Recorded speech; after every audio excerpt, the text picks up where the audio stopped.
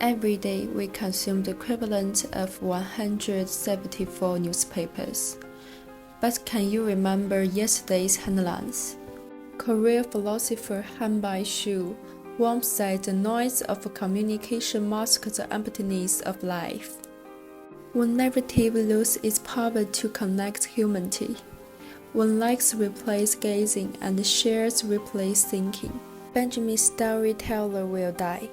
Those who protect wisdom through storytelling have been transformed by algorithm into merchants who attract attention. We are experiencing a slight crisis.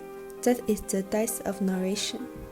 In 1936, Benjamin defended the essence of narrative as a time continuum in The Storyteller. But the quickness of news cuts time into pieces. The newspaper readers are concerned only with immediacy, and their attention is a slave to curiosity. The camera cutter photographed the candle and the girl. The world weeps for hunger. But tomorrow the headlines will be about Diana's goal. This phenomenon has left us with what Negroes call diagnosed as cognitive dissonance. Deep reading has become a struggle. Byung-Chul Han points out that storytelling is selling stories. Social media has turned narratives into self-presentation, and a carefully filtered footage of life and war is all bait for capital to harvest attention. In the coverage of the Gaza war, the latest casualty figures pushed by the media have gradually numbed us. We see the suffering but lose the will to act. But Al-Madvi issued a challenge in The Guardian. What can you say when future generations ask after the Gaza genocide?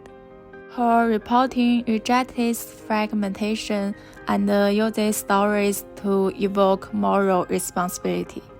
This is the resistance of narrative journalism, the confrontation of deeps with immediacy. Like their language migrate mother, suffering gains the weight of dignity on camera.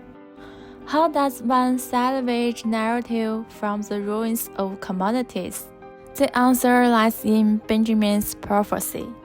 The storyteller is the one who gives advice. Can we at this moment become storytellers in the digital age? Switching off notifications and picking up long-form reporting, replacing refresh every second with the story of the week. The slow journalism movement is putting this into practice. Journalists spend 3 months following a family inside of 3 hours scrolling through 100 tweets. When we turn off the notifications and pick up an investigative notebook, we restart the original contract of narrative. For it is never more information that counters dystopia, but common sense insistence on meaning in the midst of meaninglessness. In the dystopian world Camus describes, this may be our last robe against nothingness.